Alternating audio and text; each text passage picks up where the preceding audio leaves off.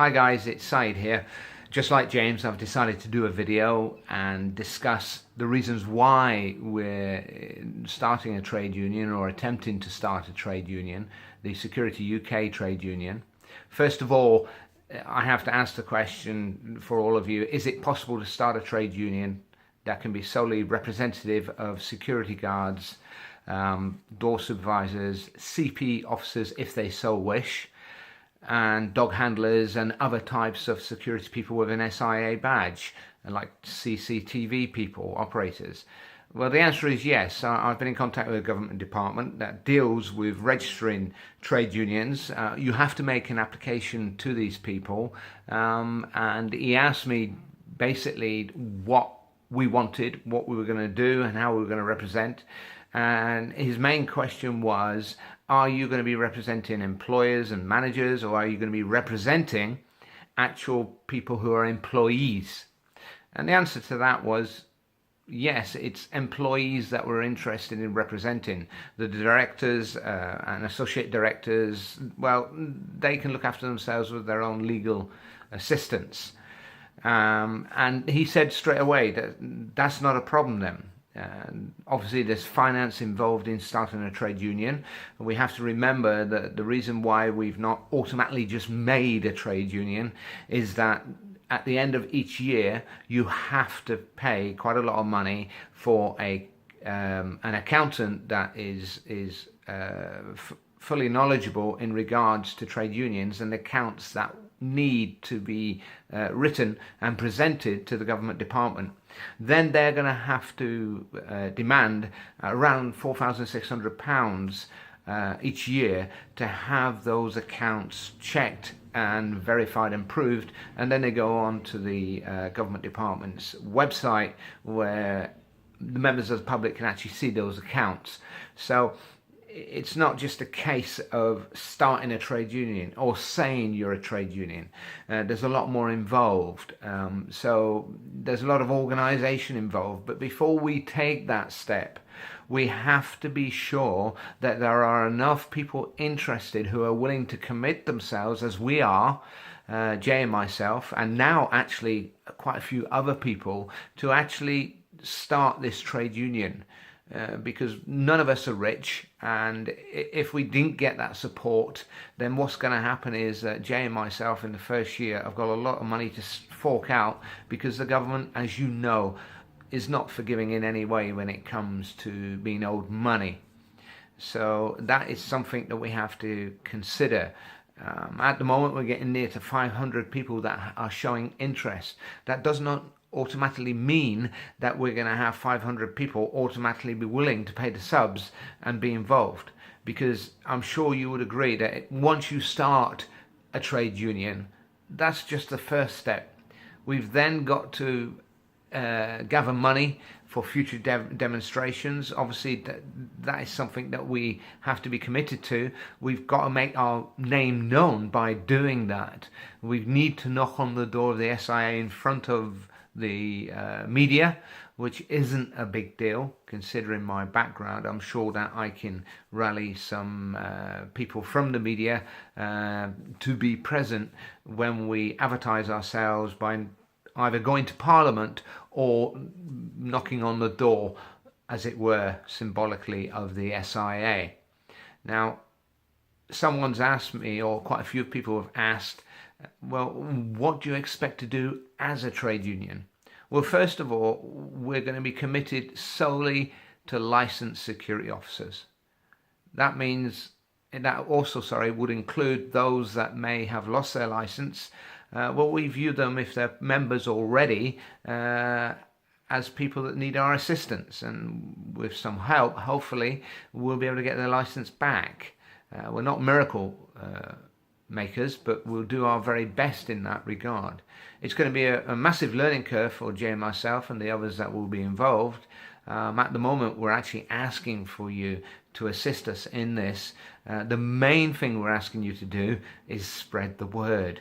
You know, the more you spread the word, the more we're going to have interest. We're trying to create debates, and please do not be afraid to state what you think. You know, ask questions. I've been able to help a few people already that have had problems and advise them. I'm quite up in the legal side of things when it comes to employment law. I've studied in detail the SIA guidelines. I understand fully about their integration. I also understand fully through research the type of money that certain individuals within the SIA are enjoying salary-wise. Is this wrong? Well, you know, if they're performing a fantastic job and we have every confidence in them, then the answer would be no. I don't think it's wrong for them to have a certain amount of money. Should we trust them because they have massive loads of experience in security?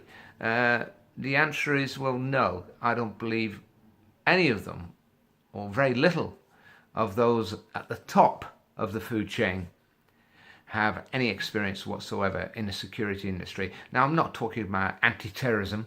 I'm talking about boots on the street, boots in the retail store, boots in the venues, you know, boots in a CCTV operating suite, boots maybe in a custody suite. Anti-terrorism, ex-policemen, well, okay, so they've got knowledge of that. But we all know, as doormen, that the police have very little understanding of what it's like to be a doorman. They can be quite hostile towards us. They don't see what's going on inside a venue. You know, just to add to that, as an investigative journalist who's doing a documentary on doors, I have over 1,300 videos of what it's like from the very start of an ejection to the end of the ejection, what the police see. I'm hoping soon to be able to compile a lecture with video to show the police in different counties what is it really like to be a doorman, and hopefully they can learn to have some empathy and understanding about the situation instead of being proactive in actually arresting us or acting as though we're guilty of something and not listening to us. Now, to be fair, that's not all police officers, but there are those hard-nosed police officers that feel that, well, we are the target to them, you know, and they want to clean up Gotham City. Well, that's fine, but, you know, you need to listen to our side. At the moment, all you're doing is listening to the drunk side. And that's not reasonable. So maybe sometimes it might be because they don't have a full appreciation of what it's like to be in the security industry. And that's the same for these directors, and the same for these people who are on the executive board making all these decisions. Now, in regards to the SIA, I do have a grudge against them, and I'm trying to keep it balanced. But my grudge against them is the false political promises that they made when they were getting their feet entrenched in the door within our society, so that we would accept this so-called government department as the norm. Their excuses of why they had to be established. And I'll go on about that in a later video. They're what I would call political promises.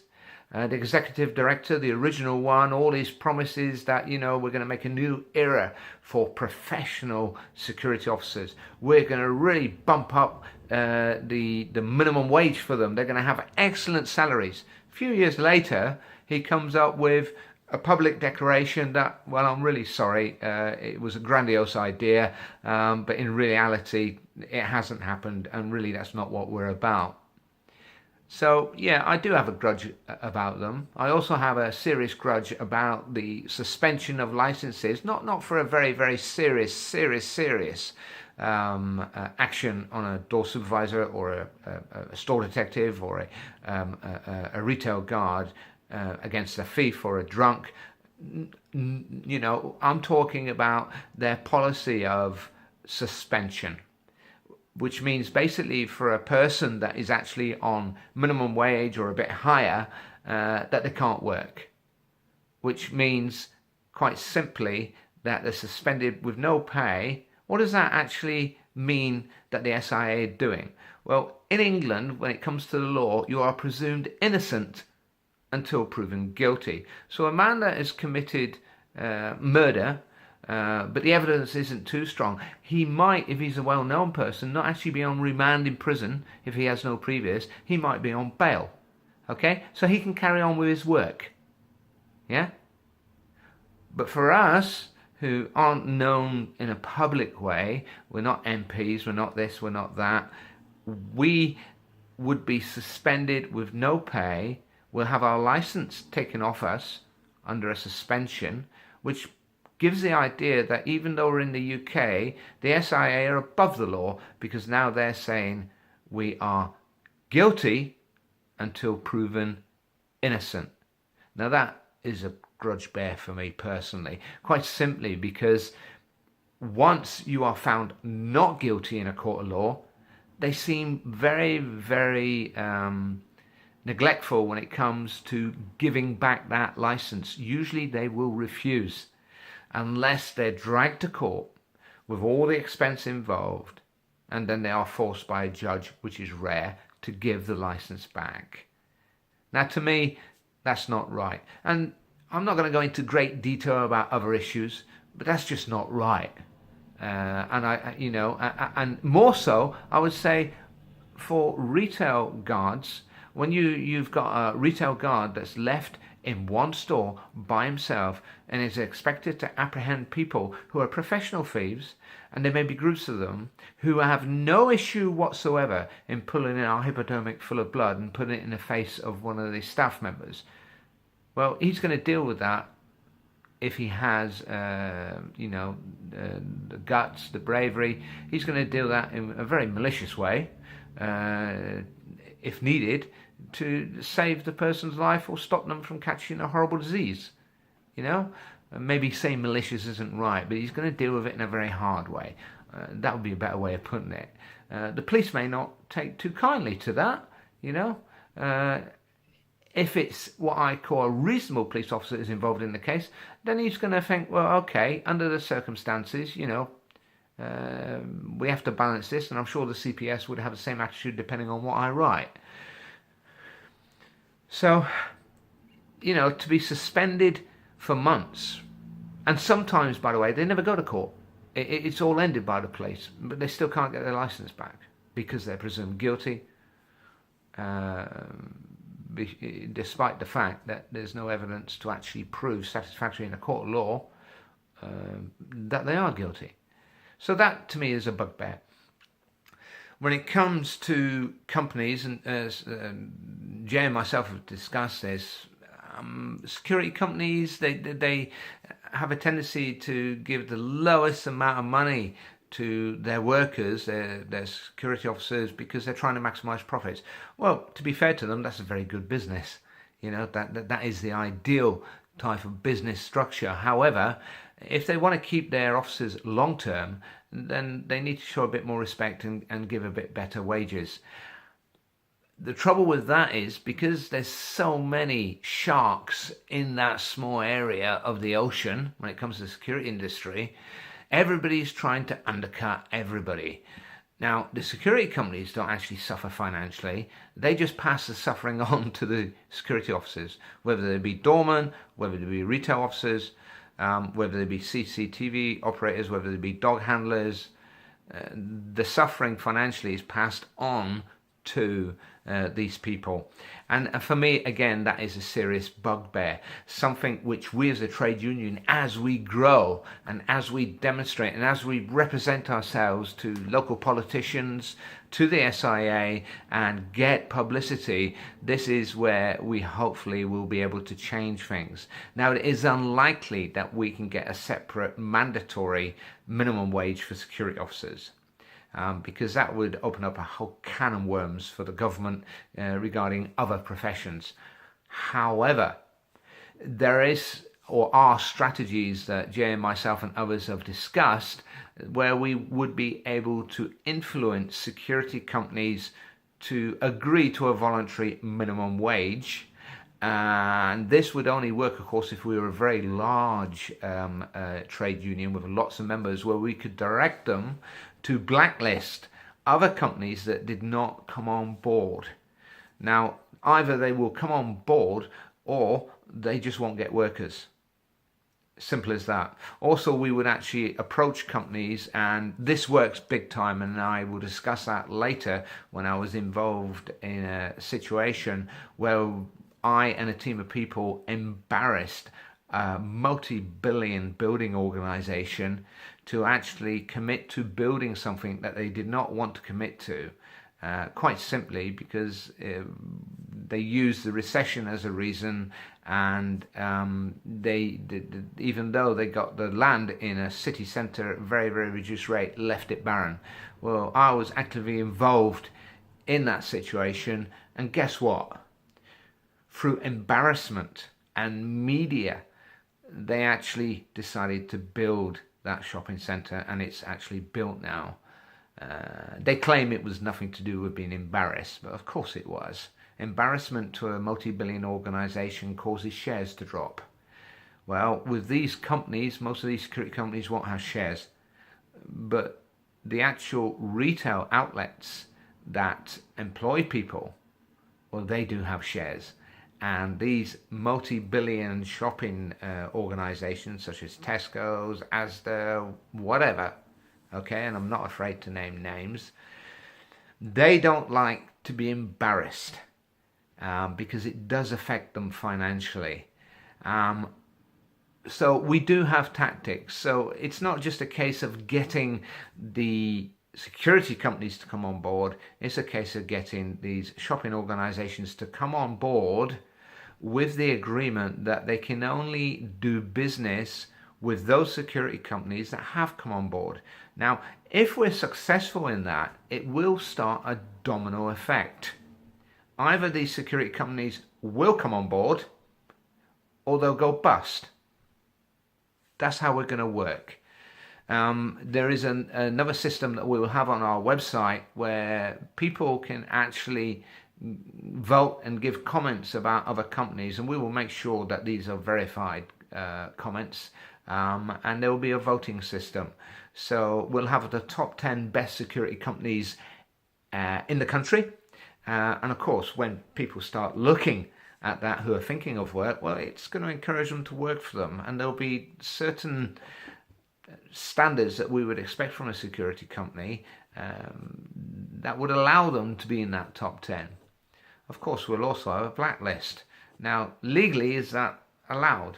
Well, we have a right as a trade union to comment on legitimate complaints, and we can state very clearly in our opinion whether a company should be blacklisted. We have a right to do that, and we no doubt will do that. But we'll also be giving a helping hand. We do forgive. So these companies hopefully will come round and ask us what do they expect them to do to get them out of the blacklist. So there are ways round things, you know, there are ways to deal with these security companies. Also, we will be encouraging the SIA to come on board with this. However, we can't do that with 500 members. We can't do that with 1,000 members. We need serious numbers. And these are just ideas at the moment. It's not in concrete, you know, it's not carved in stone. If you feel you have a better idea, that's fine, we'll listen to you. But just understand that I'm just doing this off the cuff. I'm just speaking off the cuff. I haven't prepared anything. So please forgive me if there's a lot of ums. All I want you to know is that Jay and myself and a few other guys that are coming on board, we are sincere. You know, we really want this to work. We've been in the industry for years. A lot of you doormen actually have other full-time jobs, and it's the same for me. But we want to help those guys that have no choice but to work full-time in the security industry. You know, that's real sad the way they're being treated. Not all companies are treating them bad, but come on guys, you need to really start getting some self-esteem. It's okay saying a wage is a wage. You know, you're arguing for the security companies, you know, stop it, you know, you're worth more, you're a professional. Let's get those wages bumped up, but it isn't going to happen by sitting in an armchair. It isn't going to happen by just talking about it. It's going to happen if we become active, if we actually are able to actually start the Security UK trade union. Oh, my dog's gone. Well, I think he needs to go for a walk, so I'll speak to you later. Good night.